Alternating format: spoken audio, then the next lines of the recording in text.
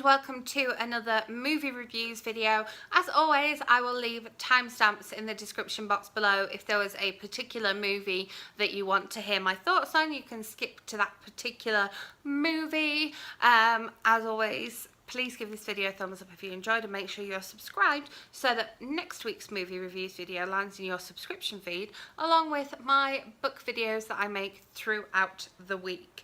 I saw some more films in the cinema this week. I do have one non-cinema film to talk about, but that's because it links to another cinema film I have to talk about. The first film I saw this week I actually saw last Sunday, so whilst last week's video was going up I was watching this one, and I saw Puzzle, which is sort of advertised as a movie about a woman who enters a jigsaw competition. So I kind of went into it thinking that it would be about a jigsaw competition. I would say that the puzzles in the film are more of a catalyst for the main character's kind of journey of self-discovery. If you want to generalize it that much, I wouldn't say that there is an awful lot about the puzzle competition or the jigsaws that she does, and throughout the film you only see her completing about 4 or 5 different jigsaw puzzles. I thought that Kelly Macdonald was really good in it. It was weird seeing her without a Scottish accent, but I thought she did a good American accent. I didn't sort of pick any holes in it, and it was interesting to see her puzzle partner as somebody who is not from America as well, which I thought was good. It was kind of a good diversity in there. Whatever puzzle shop she goes to in the film, I hope exists in real life because I really want to go there. But yeah, I would say if you're going into this thinking that it is going to be a film about a puzzle competition or about a lot of jigsaws, then you might be a little disappointed, because it is definitely more about her journey of self-discovery. It does throw a good light on sort of ingrained sexism in society, and even ingrained sexism in one home. The main character is Catholic, and there is a little bit about the Catholic Church and about her faith and about the church society where she lives in Connecticut. You get to see quite a lot of the what would you call it, the transport network in that part of the country, which I was a little bit jealous of because I live in Denver where we don't really have a transport network. But the general film, it was enjoyable. It wasn't what I expected it to be. I was a little bit disappointed that there wasn't more puzzles in it. The guy who plays Roy in The Office is in it, and yeah, I would say it shines a good light on ingrained sexism in both directions, male and female, and also, yeah, it kind of shows what having been a kind of quiet and obedient wife, how that can make you feel, and how just even the smallest change can kind of have a massive impact on your life. Then I actually saw 2 films on Sunday because I was kind of out late waiting to pick Ollie up, and so I went to see Life Itself, which again I felt a little bit like it was misadvertised. It wasn't what it said it was going to be. It's very much advertised as, here are these 2 young people and they're going to have a baby, and it's from the writers of This Is Us, so it's going to be a real tearjerker, and Annette Bening is in it, and Mandy Patinkin is in it, and Antonio Banderas is in it, and like it's going to be beautiful. And actually the people who are kind of described as the main characters in it are only actually in a couple of parts of it. They kind of play a part in the other parts, but they're not in it for very long. So I felt a little shortchanged there. Also, the 2 sections, it's broken down into either 5 or 6 sections. I can't remember if it's 5 and then like an extra bit, or if it is actually 6 true sections. But yeah, the 2 sections with Antonio Banderas are almost completely in Spanish and are subtitled, so be prepared for that. And it's almost as if his sections are slightly more important than the other 2 characters' sections. And Annette Bening is in it for a very small amount. I mean, she's billed as a with Annette Bening, but the trailer kind of makes it seem a little bit more like that. And I would say that almost the trailer shows most of the kind of moving moments. There are some shocking moments in the film, and you should kind of be warned about that. I would say there's a trigger warning for kind of depression and suicide in this film, which again I don't think is billed in the advertisement at all. I think I was really quite disappointed in this film. I wanted to see how it all played out, and in the beginning I was a little bit confused as to what was going on, or when we kind of shifted from those main characters away, I didn't really know. Felt like a sort of different film. It was almost like when you read a book of short stories, but the short stories are all semi-interconnected. I've read a book recently like that, which I will talk about in my wrap-up tomorrow. But yeah, it was almost like that, where, yeah, you've got short stories which are interconnected, and then it doesn't become apparent how they're interconnected until the very last moment. So yeah, I say overall I was a bit disappointed in that one. I wouldn't recommend going to see it in the cinema. I would go and see Puzzle over Life Itself if it is still playing where you are. Then on Wednesday I went to see The Bookshop, which is obviously a film version of the novel by Penelope Fitzgerald. Interestingly, I listened to this one on audiobook, and so because I listened on double speed, the audiobook was about the same length as the film was, because it's a 2-hour film, hour and 53. I will be making a whole book versus movie on this one, so I'm not going to talk about the similarities to the book, but there will be a book versus movie coming up on this one, so feel free to skip my general review of this film if you were planning on watching the book versus movie anyway. One of the things I liked most about this film was the costumes. I thought the costumes were really well done, and I really hope that it gets kind of nominated for a costume award at either, you know, BAFTAs or Golden Globes or Oscars or whatever. Sorry, I've still got a bit of a throat. So yeah, the costumes were absolutely fantastic. Bill Nighy was just him. I couldn't have imagined anybody else playing that character, and that's coming from someone who's read the book. So his character was great, and I thought he really kind of like made him a main character. And I know that for the purposes of film he would need to be a main character, but I really felt that him as an actor made him a main character and a main player in that film, which was great. Overall, it wasn't the most cheerful of films. If you've read the book, you'll know that. Didn't come out of it feeling uplifted in any way.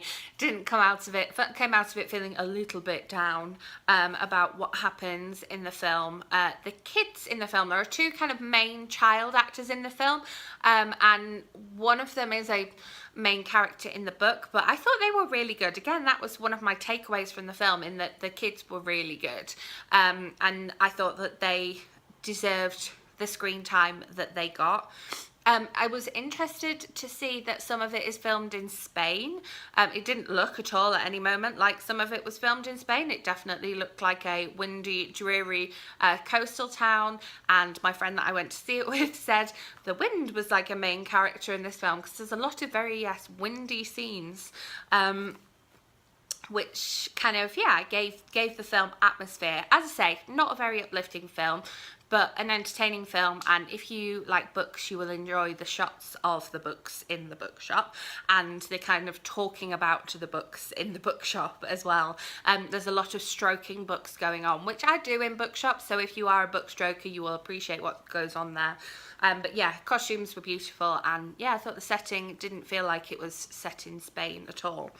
Then on Thursday, we went to see Fahrenheit 11/9, which is obviously a kind of Michael Moore follow-up from Fahrenheit 9/11 that he did, but it's not talking about the same subject matter. It's kind of talking about, kind of shines a light on some of the issues that are going on in this country right now, and it's kind of advertised a little bit more about to kind of feature Trump or feature what Trump's power has been like since he came to power. But I would say it's more of an expose of Trump's America rather than actual Donald Trump himself. There is some Donald Trump stuff, obviously. It talks about the election a little bit, and then it talks about the kind of major events, major negative events that have gone on throughout since Trump was elected. I don't think since he came to power, but since he was elected. Obviously, being a Michael Moore film, there is talk about Flint, which if you've watched any of the Netflix series on Flint, you will definitely be interested in those parts. If you haven't watched that Netflix series, I recommend it. It's really good. But yeah, we kind of had a discussion about it afterwards in that I felt like it did a good job of showing these events, but not necessarily going, oh, and we must change this, this, and this to stop this happening again, or you need to go out and do this to stop this happening again. It just kind of like showed the event and showed kind of an aftermath of the event. For example, the school shooting in Parkland, Florida, and the kind of men in power being accused of various forms of abuse and sex crimes and things like that, and kind of the aftermath of that, and not necessarily saying this is what you need to do about it. And I thought that that was a good thing, but Ollie felt like he was expecting there to be more, this is what you need to do about it, or this is what we need to do to stop this happening again or continuing to happen. So yeah, don't be expecting this to be a solutions-based film, but just an issues-based film. And I think that it was, my opinion is that it was good that it was an issues-based film, and it was good that it shone a light on these things rather than going, this is awful, we need to do something about this. It just went, this is what happened, this is how it affected people, this is the reasons behind it, just to a certain extent, if we knew reasons behind it. So yeah, if you are a Michael Moore fan, then you will enjoy this film. And if you are interested in seeing a little bit more behind some of the major events that have happened since Trump has come to power in this country, then yeah, I think it will be an interesting ride for you. Then, talking about something I saw non-cinema, because I then saw something cinema-based, you knew that I had 3 Marvel films left to watch. I still have 1 left to watch, so that will be in next week's video. But I saw Ant-Man on Blu-ray, which I watched at home. I thought it was really funny. It was very much more like the standalone films. And I read up a little bit in the background, and lots of people thought that this should have been in phase 1, and they didn't know where to put it in the stretch of the Marvel universe, and it was talked about being made way before it was actually made. But I think that it does fit in well where it is. It could have come a little bit earlier, but the fact that it comes right before his sort of appearance in Captain America Civil War as well, I think works quite well.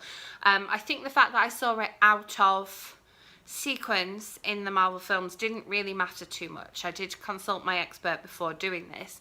I thought it was really funny. I thought Paul Rudd was fabulous. I thought that Michael Douglas played a really interesting part. He kind of added another layer to the film. I wasn't sure what his part was going to be like when he came into the film. And I didn't think that the villain in this one was too much of a supervillain. It does follow that same trope of, okay, we've got somebody that we've got this suit that's going to have these certain superpowers, and now we've got that person, they're going to have to defend someone who's taken that same idea and might have a slightly better suit, and they're going to have to defeat them. They're the baddie. Which at this point was quite nice, because that's what I'm familiar with your Iron Man and with your Incredible Hulk and with your Thors. Like, all of these follow that same trope, so it was kind of familiar to be back in that. And there was a lot of comedy in it as well. So I think that if you'd gone to see this maybe with someone and you weren't a Marvel fan and they were, then you would get the comedy in it as well. And then I went to see Ant-Man and the Wasp in the cinema. And again, I was the only person in the whole cinema. I've been to some very quiet movie showings this week. I've seen 2 films where I was the only person in the whole cinema. I would expect it with Ant-Man and the Wasp because it's been out for a very long time. And I kind of saw it this week. I watched the two in the same day, Ant-Man and then Ant-Man and the Wasp. I actually watched 3 films in the one day, which isn't like me. But I'm glad I saw them back to back, and I wanted to make sure that I saw it before it left the cinemas because I think it's coming out on DVD and Blu-ray maybe next week or the week after. So yeah, I'm glad I saw it in the cinema because you really do notice the difference between watching it at home versus watching it in the cinema. And I mentioned in my previous video, watching it on a plane is almost like watching it in a very tiny cinema because you're strapped down and you don't have a phone and you don't have, you know, you can't get up and do the washing up, or, you know, you don't have phone calls interrupting you. But yeah, watching in the cinema was really good. It kind of, again, follows a very similar trope to the other film. I would say there's more comedy in Ant-Man and the Wasp. I thought there was some really funny bits, and even though I was alone in the cinema, I still laughed out loud in an empty cinema, quite a big cinema as well. It was like a 60-seater. It wasn't a tiny cinema, but it was it was a late night showing. It was a 9:45 p.m. showing. But I thought that the idea of the Wasp is obviously brought in at the end of Ant-Man 1, and this film does also recognise what Ant-Man did in Captain America Civil War, and he talks about the Avengers, and he kind of like, there's reference to that, which I thought was really funny. So I wouldn't go and see Ant-Man and the Wasp if you haven't seen Ant-Man or Captain America Civil War. I think you need to have seen those 2 films to get those kind of inside jokes, because they work so much better if you know what they're talking about. But yeah, seeing it in the cinema and seeing, yeah, was surprised that suddenly Michelle Pfeiffer pops up. Maybe I hadn't seen the trailer for this one, but yeah, I didn't expect her to be in it. Again, Michael Douglas was really good in it, which, you know, was a bit of a surprise. And then yeah, Michelle Pfeiffer being in it was also a little bit of a surprise. I think that Louise, Scott's friend, I think is a fabulous character, and I really hope that he does pop up in future films. I really, really want to see him in future Ant-Man or Avengers, Marvel, whatever films. I think he's really funny. I think it would be really amusing if he was given some sort of superpower or suit of some kind. He does talk about wanting a suit, so I'm like, oh, fingers crossed, because he's really funny. Yeah, so I have one Marvel film left to watch. As I say, I will have a book versus movie video coming up for the Bookshop, because I did listen to the audiobook and watch the film quite close to each other, within a few weeks of each other. So I'll be sharing my thoughts on that with you.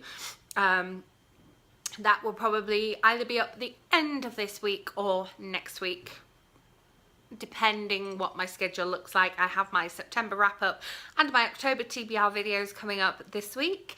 And make sure you are following me on Instagram, because I always have some sort of either live video or IGTV video going up on a Tuesday or a Thursday when I don't post videos on here. Let me know if you've seen any of those films that I talked about, and your thoughts in the comments below, or if I've changed your mind on considering going and seeing any of those videos. Always interesting to hear. Not videos, films. We don't watch them on video anymore. Yes, and yeah, make sure you're subscribed so that my next video lands in your subscription feed. All the timings are in the description box below. Give this video a thumbs up if you enjoyed, and I'll be back with another bookish video tomorrow. If not, I will see you with my next movie review video next Sunday.